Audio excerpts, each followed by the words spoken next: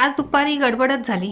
आम्ही नुकतेच जेवून झालो होतो आणि अचानक जेवायच्या वेळेसच पाहुणे आले. बरं आता जेवायच्या वेळेस आलेत म्हटलं आणि त्यांना जेवायला तर घातलं पाहिजे. असंच कसं पाठवून द्यायचं?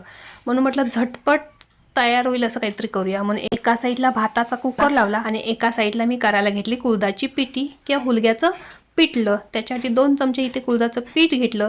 त्याच्यामध्ये थोडं थोडं मिक्स करून पाणी घातलं. म्हणजे साधारण 1 ग्लास पाणी घातलं मी. पुन्हा पातेल्यामध्ये तेल घातलं, 1 चमचा मोहरी घातली, 7-8 लसणाच्या पाकळ्या ठेचून घातल्या, कढीपत्ता घातला, एक बारीक चिरून कांदा घातला.